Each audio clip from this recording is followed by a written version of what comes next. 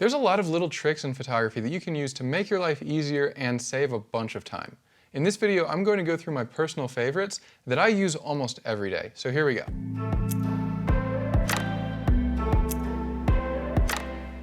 That's a landscape and this is my lens. My question is, how much of that landscape am I going to capture when I use this lens? Maybe there's something out there that I want to photograph and I don't know if I should use this lens or something else in my bag. Well, the easy answer, rather than pulling out all your camera gear, taking a bunch of test photos, is simply to use the finger trick. What I mean by that is you just hold out your arm at arm's length, which that's pretty easy, and then the length of the flat part of my finger here is how much of the scene I'm going to capture when I use this lens. And of course it does depend on the lens that you're using. This is a 105mm lens, which is why it's the flat part of my finger. But if it's a longer lens, maybe it's just the tip of my finger. Or if it's a wider lens, it could be the length of my hand or even the length of my arm. The point is, once you test this out with your different lenses, you'll know immediately how all of your photos are going to look without even pulling your camera out of your bag.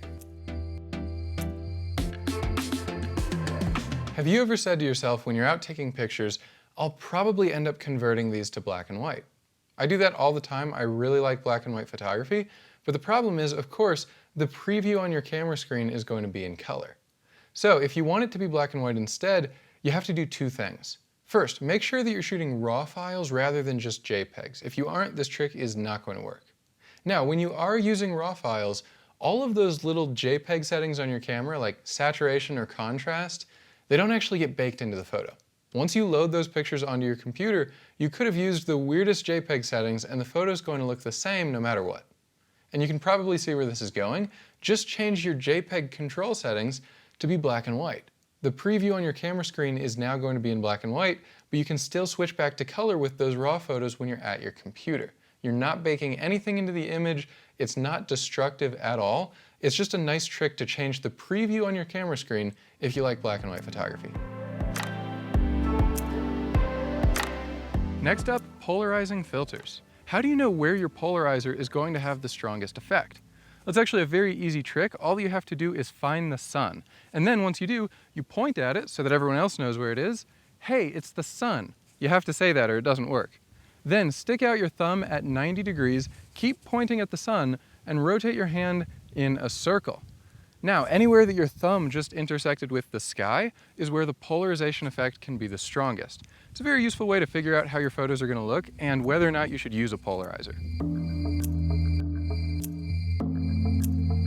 A lot of subjects out there look the best when you're at their eye level. What I mean by that is we always see birds above us, right? But if you have an eye level photo of a bird, it feels like we're connecting to them in a different way.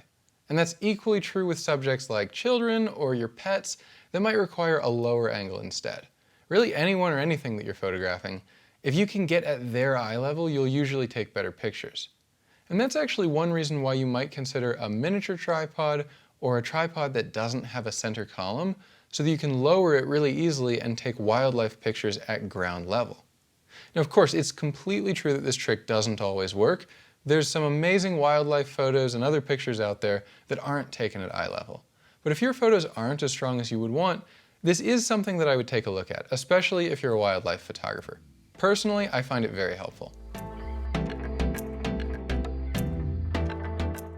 This next one is my favorite trick ever for landscape photographers, and it's a way to focus at the perfect spot every single time. Now, as a landscape photographer, if you want the very front of your photo and the very back of your photo both to be as sharp as possible, the obvious place to focus would be somewhere between them. But the exact answer is actually extremely easy. You simply focus at double the distance. Let me show you what that means. First, you just have to compose your photo. You can see my composition here. Then look for the closest item in that photo. Right here we can see it's probably this plant at the bottom right of the frame. Now all you have to do is figure out how far away that object is from your camera and then focus twice as far away as that. So in this case, it doesn't even matter if you use meters or feet or whatever. I'm just going to walk. I'm going to do it in paces. So 1, 2, 3, 4, 5. This plant is basically 5 paces away from my camera, which means that I have to focus at something that is 5 more paces away. So 1, 2, 3, 4, 5, and that roughly aligns with the end of this plant here, and that's really it. I just focus at the end of that plant. So let me do that real quick. All that I've got to do is refocus my lens And you can see this picture is incredibly sharp both on the distant mountain and on the nearest plant in the foreground. Now, the obvious question that you might be asking yourself is, what aperture should you use now? Because it is true, using this technique, that no matter what aperture you pick, the front of your photo and the back of your photo are going to look the same as one another in terms of sharpness. The problem is they could just both be blurry. So you do still need to pick a good aperture when you use this trick, and personally I tend to use f8 as my default, but I will go to f11 or maybe even f16 if I need more depth of field. Now that's not really something that you should worry about too much because you'll get better at picking your aperture over time. All you need to know is focus at double the distance, use an aperture like f8 or f11, and your landscape photos are just going to be so much sharper. If you're a wildlife or sports photographer, I think you'll find this next trick very useful, although I actually use it for landscape photography too. It's called back button focusing. Now, by default, almost every camera out there engages autofocus when you press down the shutter button halfway. There's a good chance that you're familiar and even comfortable with that system, but it's really not all that great. The problem is, sometimes you'll just want to take a picture without refocusing. For example, maybe there's a bird and you're waiting for it to fly off of a tree. Once it's in the air, your camera would have a really hard time pinpointing focus during that fraction of a second. Instead, it's much better to focus in the right spot ahead of time so that it's not a problem when the bird takes off. But if the camera autofocuses anytime that you press the shutter button, that becomes almost impossible. Now you could try some workarounds like flipping back and forth to manual focus, or just holding down the shutter button halfway for as long as it takes, but the best solution out there is to get rid of autofocus when you press the shutter button and move it to a button on the back of your camera instead. Some cameras already have this button, and it's usually labeled AF on. Other times it won't have a label and it's just something that you can assign to one of the buttons. But almost every camera out there has this capability, and you can find it really easily just by Googling your camera model followed by back button focusing. It's something that I highly recommend doing. And I admit that this system can definitely take a bit of time to get used to, especially if you've been using the shutter button to focus for a long time. But of all the photographers who I know, none of them have ever regretted switching to back button focusing. It really is a game changer, especially for wildlife photography. Let's say that you're trying to figure out how the lighting setup is going to look when you're shooting portraits. One trick that I recommend, so much quicker than taking a bunch of test photos, is just to look at your hand. Hands are kind of bumpy. They've got bones and stuff on them. You can tell how the light looks by seeing how it affects your hand as you move it back and forward or to different locations. That way you don't have to take nearly as many test photos, and you're already able to answer a lot of the important questions. What direction is the light? What colors are the light and shadows? How soft is the light? All of these are things that you can tell just by looking at your hand. And then you can modify the light or move to a different spot to get the best possible look. It's very helpful, especially if you're pressed for time. You can figure out your lighting setup a lot more quickly this way. This next trick is about composition. It's something that I find helpful to run through my mind all the time. If you want to take better pictures, pay more attention to the edges of your photo.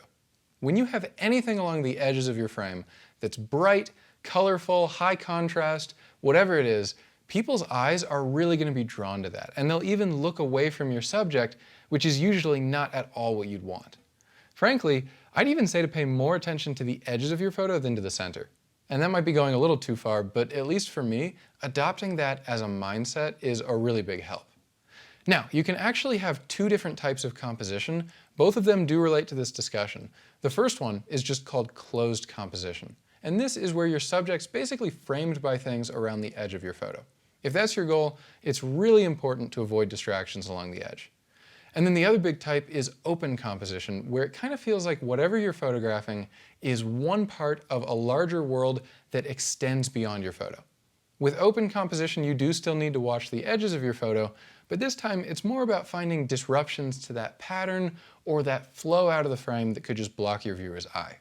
So in either case, the edges of your composition are extremely powerful, and they're a big part of whether or not your photo is going to succeed. Now we've got one called bookending your photos, and this is a very useful trick anytime that you're taking a series of pictures that you want to turn into a panorama or an HDR. It's very simple. Right before the first photo in your series, you're just going to take a quick picture of your lens cap, or even a quick picture of your hand, and then do the exact same thing after the last photo in your series. What you've done now is you've blocked off that set of photos away from all the others. And then when you're back at your computer after some time has passed, you're going to know exactly which photos to blend together without a second thought. And it is just a trick to save some time, but if you've got one panorama after another and you're trying to figure out where each one starts, you're really going to find it helpful. If you take pictures in popular locations, you're probably going to end up with some people who walk through your photo. And it could even be hard to take pictures that don't have people in them. But there's an easy trick to fix that if you have a tripod, and it doesn't even involve hitting people with it. All that you need to do after composing your photo is just take 10 or 12 pictures over the course of a couple minutes. The idea is that if people are moving, they'll be in different spots in every photo. So all you have to do is average out those pictures in Photoshop or whatever software you've got, and usually you'll be left with no people at all in the photo. You can see that this picture here definitely has some people at the bottom of the frame, but if I average it together with just one other photo, they do start to become a bit blurrier, and eventually it averages out to just the background. And you can actually do the same thing in one photo instead if you're just using a dark neutral density filter. And the reason behind it is exactly the same. This time though, you're just going to use a long exposure photo of about 1 minute or so to average out any people who've moved through the image. And I definitely prefer this filter method myself just because it's so easy to do and it doesn't bring along that tricky question of how much editing you should actually be willing to do. But I did want to tell you about both of these methods just because the first one doesn't require any extra gear. It's something anyone can do, and you can even do it with your phone if you've got a stable enough platform. When you're editing your pictures, it's easy to spend so much time looking at one photo that you kind of lose track of whether your edits are even helping or hurting. And of course, stepping away from the computer can always be a good idea, but especially if it's one of your older photos that you're already really familiar with, that's probably not going to be enough to solve the problem. Instead, my trick to see any of your photos with a brand new eye is just to flip them horizontally. You can do this with almost any post-processing software, and it really does show you that photo in a different light. Now, you will probably want to flip them back afterwards. This is not meant to be permanent, but if you're just trying to figure out if your horizon looks right, or if you've cropped the photo properly, or even how someone else is going to experience that photo for the first time, this can be very helpful. And that's it.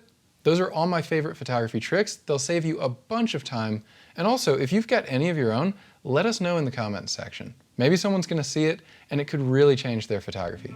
With that said, I'm Spencer Cox, this is Photography Life, and I'll see you next time.